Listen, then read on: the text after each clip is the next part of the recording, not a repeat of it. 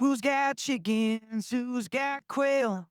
Who's got hatch rates off the scale? From rooters, coops, and mystery birds. You, it's the man of poultry nerds. Talking egg fence, falcon birds. The highest story tips you want to learn. Welcome to the Poultry Nerds. I have seen a lot of posts where people talk about their chickens being hot and panting and that kind of stuff.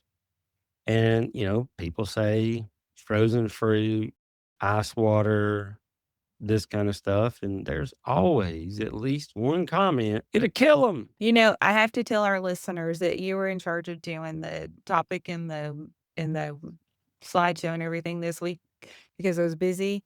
And you don't know this, but my blog that's coming out, well, when this airs, it'll be last week. So last week, is on heat stress. Well, it'll tie right in together. Oh, what a concept! I have seen a lot of posts where people talk about their chickens being hot and panting and that kind of stuff. And, people say frozen fruit, ice water, this kind of stuff. And there's always at least one comment, it'll kill them. Why? I eat Well, popsicles and it don't kill me. I mean, people think that it will make them go into shock. That's crazy. I mean, so if I'm gonna say if they're like 100 degrees and you douse them in 30-degree water, that's Okay, so gonna cause a problem. you're talking about like an ice water bath, or you talking about like ice water to drink? Well, these people are dunking them. What? No, I thought you were talking about ice water to drink. I'm like, what's wrong with that? No, ice water to see, that's why this one's mostly big, because, like, for me, I freeze gallon milk jugs, and I will drop them in the reservoir that feeds my auto watering system in the morning time. Take them out at night, stick them in deep freeze, repeat it. I mean, it keeps the water cool most of the day. Mhm. It works great. But, if you give them 33-degree water when it's 100 degrees, it's probably going to throw them off a little bit. I mean, you're talking when they're drinking it, I can't get really excited about it. I mean, we drink ice water during the day and I mean, it's fine. And They're fine. the amount of water they drink, you're talking about what, 5 or 6 drops at a time they're getting in there? I can't Maybe. get really excited about it. Mm-mm. I mean, if it But makes you feel good, give it to them. these people, I mean, there's people that will, they'll go through a couple times a day.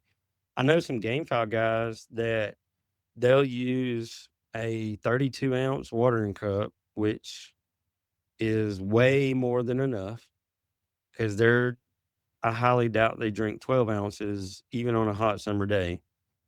But they'll fill that up half, maybe a little more. And then they'll use the old school ice trays to make ice cubes.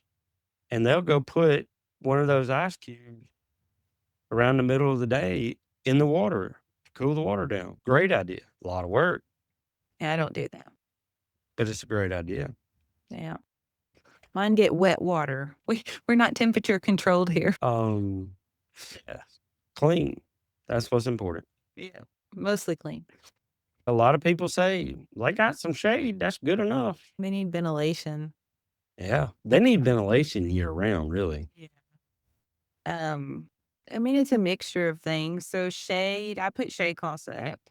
Mhm. And of course, they can go in the coop, right? But I also let my grass grow tall around the runs.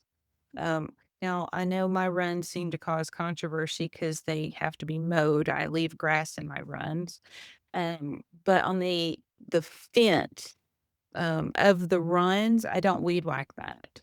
So some of it's taller than I am because I think they're called maypop vines. They have the little green balls on them or something. I don't Mm. know what they are. But They're anyway, I just weeds. let them take over and the vines grow across the fence and over the netting and creates natural shade. And so actually this year I didn't even have to put up as much shade cloth because the vines took over so much. And Um and that's a great idea. Yeah, so that tall grass, and then they lay up against it, and they're in the cooler dirt. Mm, I mean, I have lost 2 birds so far this summer, but gosh, I mean, on those days, it was 112 in heat index. So, I mean, birds were gonna die that I day. was gonna say it could have happened either way. Yeah, and then in the coop, I use peat moss and stall pellets, so it's really deep, like sand, like walking on the beach deep. Mhm. And, so they go in there and they play and stay cool, digging around in that and dry. Dry is big time too. They need to stay dry. And see, that's actually another topic that we have, Sorry. because people well, there's a lot of people that have misters, Mhm. like what you do with your deck or whatever. Is that the next one? Nope. Close close the coop to keep the hot air out. No, that just makes an oven. That's just not how it works. That makes an oven and it keeps the ammonia in, and that's just gross. Yeah. Now fans, I have lots of fans. I don't have any fans on the chickens, but in the quail barn, I have the big exhaust fan. I think it's what is that, like 30 or 36 inches up there? I mean, I'm not climbing Or up more? for it. Yeah, it's big. And then I have like a 42-inch floor fan Yeah, that blows through the cages just to move air off of the birds. Because the way a bird cools themselves is they pant, and then that releases moisture, and you've gotta move that air through there to get that moisture moving, and that's what cools them. right. So, So fans. they need that. Mhm. I do have a area of my certain ones of my breeding pens. There's 4 of them down there. They're in a very low spot. There's a lot of trees around, so they have plenty of shade, but, like, none of the wind gets down there. No. So I put a fan up in the top, and it blows straight down. So if they're hot, they can go get under it. If not, they can move somewhere else. Another benefit to that is when it rains, that area floods. Oh. I didn't know that when I built it, and as soon as it's not like a million degrees outside, I'm moving it, all 4 of them. But so it helps dry the dirt out. Mhm. That and about a bag of stall pellets per each time it rains. That sucks. Panting's normal, don't worry about it. That, like you said a while ago, that's not normal. Well, I So, mean, it's a normal way for them to cool themselves. So yeah, dogs pant, I mean, that's just part of it, I mean, you catch me outside weed eating in the middle of the day and you'll see me doing it. right? So, I mean, I don't worry about it because there's nothing more I can do. I thin out my birds so they're not, stockpiled in there like sardines or something. Right. And then I move the air best I can. Now, I will say that my barn is insulated really well.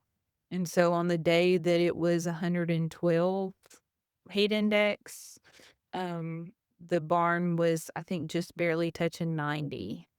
So you have to play with the air and the buildings and know how it moves and work with the weather. So in my case, I close up the barn in the daytime and I open it up at night Yeah, most of like the during the day. daytime, I think you roll the door up like 2 or 3 feet maybe, just so air can come in, but it's still all shaded. Yeah, on a normal day I will, but like those days I had it closed. The Yeah, front door was closed. Now the back door stays in the shade, and so I had it up a little that allows bit. airflow. Mhm.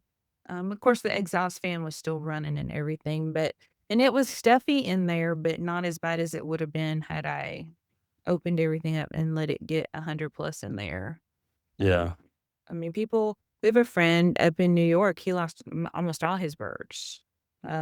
that is true. Because so, I mean, it just is, you have to well, we have another friend in Texas that lost all her birds or a lot of her birds.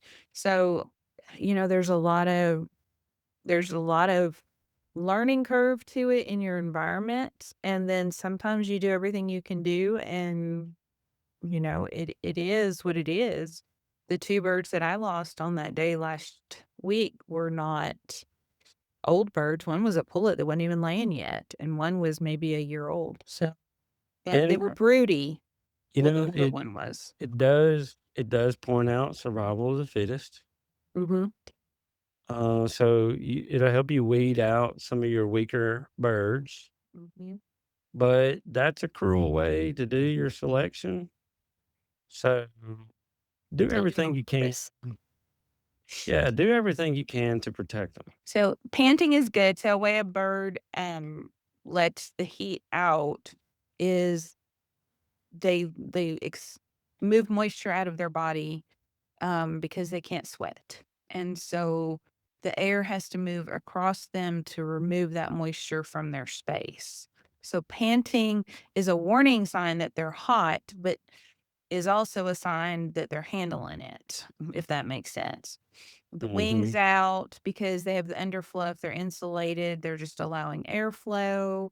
Now, when you start getting into pale combs or collapsing or lethargy, I mean, you need to Can't remember really. that a bird is not going to show their weakness until probably it's too late. So, Yeah. um, if you get to that point, it's probably too late. So just, yeah, pay attention to them. Mine all but quit laying in that heat last week. Hopefully they pick up a little bit more. Well, and that's why it's so important to watch your birds. Mhm. Keep your eyes on them. Another rabbit hole that Yeah. I wasn't expecting. All right. It's triggered a molt in my main coop. It's covered in feathers. Some of mine have started too. Wow. And I'm It's like, early. It's early. shouldn't this happen next month? Yeah, it's early. I mean, it looks like pillow fest. Like I really was looking for a body in there, thinking that something had happened, but no. Well, that was like me 2 years ago when I put all my birds in molts at the same time Mhm. because quite a few of them had gotten obese and they needed a good solid molt. And I go out there and there's like feathers everywhere. We don't even have minks. And I was thinking a mink or a fox, both, and a raccoon, something, all went back there and all my birds were dead. No, it was just naked. Chickens do not heat stress until 100 degrees Fahrenheit. It well, That's enough. I know. And you would be proud of me because I almost commented, how do you know that chickens don't stress till 100 degrees? Did they tell you? I'm like the bird whisperer, so I would say, without Googling or checking something, I would say they would start getting stressed around the 80-degree mark. I know cows are 60 degrees, believe it or not. So The science says 85. so close. Because, did research and it was all over, but I found a couple different universities that agreed, and I'm like, even on a windy day, about 85, I get hot and stressed out too. Mhm. Sucks. So, yeah. And it's gonna depend on the kinda chickens too. I mean, we've got big fluffy chickens. If you had, like, normal chickens. Really, from what I saw, it don't matter the size, Really? Big, fat, which fluffy is they're faster? I was like, you mean to tell me one of Jennifer's T-Rex looking Orpingtons is 4 foot tall? Not really, but 2.5, 3 for sure. Oh, yeah. And like 8 pounds ain't gonna get hotter than say a bantam or something like that. But they said that the the research actually says that their bodies are proportionate, so it's affected the same way. And Okay, I'm so like, okay, so a couple summers ago when I was 100 pounds heavier and it got 85, it sucked. This summer it got 85 a heck of a lot quicker, and I'm 100 pounds lighter, and it still sucked. So, okay, maybe that is right, but it definitely ain't 100 degrees. well, you bring up a point, though. So, chickens that are overweight, are they gon I mean, that's a lot more pressure on their organs and their hearts. So are they going to handle heat stress better or worse or the same as a regular chicken? The science shows that a chicken with a fatty liver has a greater lack of success rate of surviving a very heat stressed summer. Okay. So another strike against treat. So watch the fruit, watch the watermelon, watch the frozen stuff you're giving them to try to cool them down because then it could work against you. I don't know. I You mean, you killing just me. You really didn't look at this I presentation. didn't look. I didn't. I've been so busy. See, this is the one, all breeds handle heat the same. BS, breed size, feathering age, it's the same. Yep. Okay. Well, I was on it there. What now? Well, see, chickens are fine in the summer because they know what they are doing. Now, okay, No. I understand that chickens are smart to an extent. If you're feeding them a diet that's lacking methionine, they know methionine's in feathers and other vitamins and minerals, so they will eat feathers.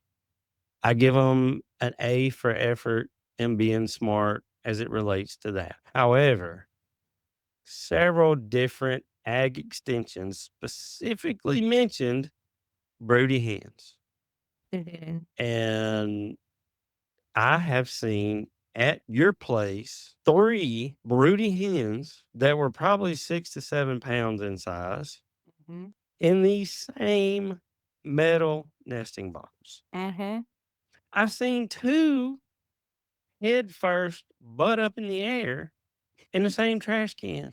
Mhm. Why are y'all in the trash can? So we did do a podcast already on broody hens a few weeks ago, so you can go back and search on that one. But yes, I can testify that they definitely will overheat in Mhm. a nest box. And I have myself pulled at least 3 dead ones out this year that have either died from heat stress or being smothered in a nest box. So, several years ago, I got and I think I told the story about me getting the Isa Browns and just hatching off a bunch of barnyard chicks, $5 a piece, paid for my first cabinet incubator really fast. Mm-hmm. All right. I thought, okay, I've got commercial laying chickens. Let me get them one of those metal hanging nest box for them to have plenty of room to lay their eggs in. So I think that thing has like 12 holes in it. Yeah, it don't matter. They still just laid in like 3 or 4 of them. But one day I smelled a really funny odor on the far side and it was hot. It was summertime. So I'm not the only one that does my chicken chores as fast as I can in the summertime. So I might miss some stuff. Yeah, I did. There was 2 of them in one hole, and it was not a pretty sight when I got them out because they were very stiff. Mm-hmm. Yeah. Yep. So, broody hens can be pretty dumb.